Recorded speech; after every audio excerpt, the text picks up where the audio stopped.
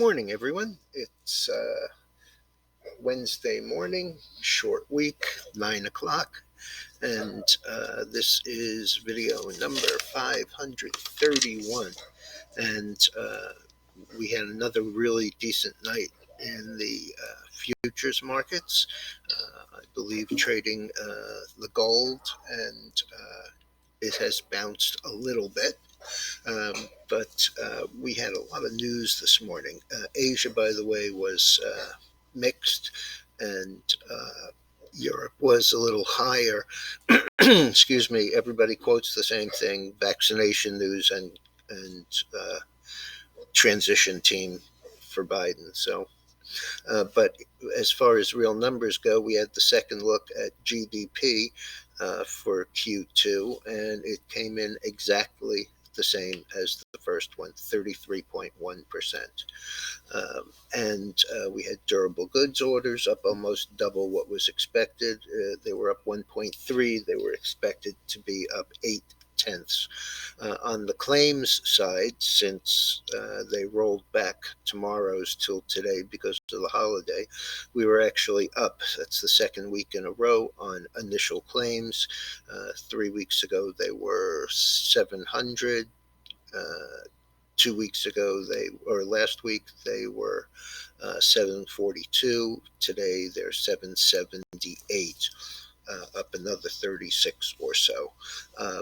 Continuing claims are just hovering right around 6 million, 6,071,000.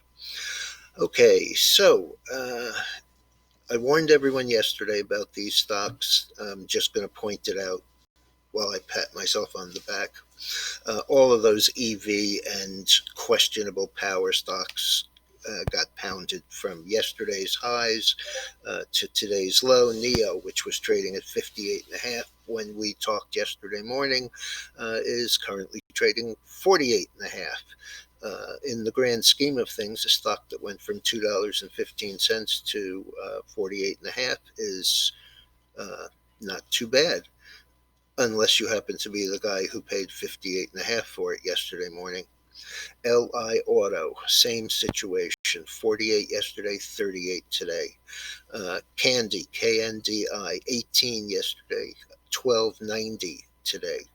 Nikola, always one of my favorite ones to hate, 38 yesterday, 29 this morning. And little DPW, which was 11 yesterday and closed at 6, actually down $1.18 on the day, has slid a little bit further to 5.56. So not overwhelming, but not great. Another couple of statistics that I picked up this morning: 135, or over a quarter, of the S&P index is up 20%. Here's the kicker: it's up 20% in 17 trading days for the month. 35 of those 135 are up double that, 40%. So, I know that seasonally this is a strong time of the year. Everybody really likes the Christmas rally, but the fact of the matter is it doesn't come every year. I can't make the judgment one way or the other right now. But the fact of the matter is, it wasn't that long ago, not last year, but the year before, where the market was down mightily at this time of the year. If you recall, that's the one where we made lows for just about everything on the close of business the night before New Year's. Okay, so the chart on the screen. Oil.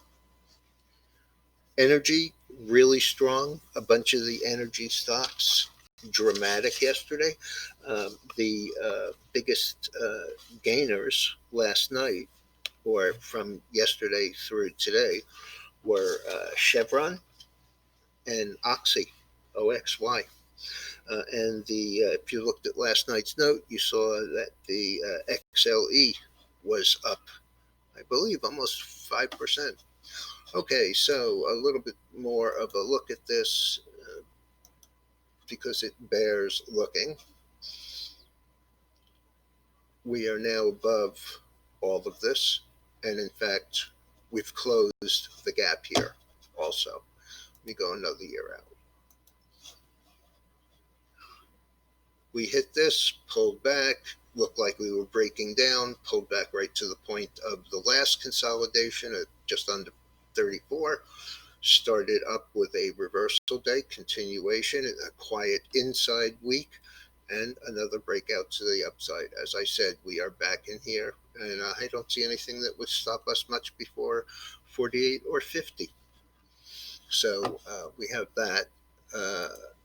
The gold, which I warned about yesterday and the day before, has bounced a little, but for a commodity that's down $70 in the past 3 weeks, while this is in a very important area against the last major breakout here at 18 that carried us almost to 2100 in 3.5 weeks. The fact that we came in yesterday and we were exactly on the 200 day. Let me make that a little smaller for you. Hit the 200 day, closed just above it this morning. We are up $9.50, but the question is, after $68 down, does $9.50 be anything more than a rounding error? So there you go. And the dollar is again lower. Oh, almost forgot our favorite chart here. And there we go.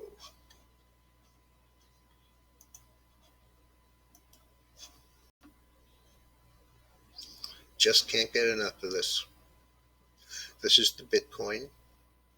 And in the last month, we've gone from 16 to 19,500. That's a 20% move.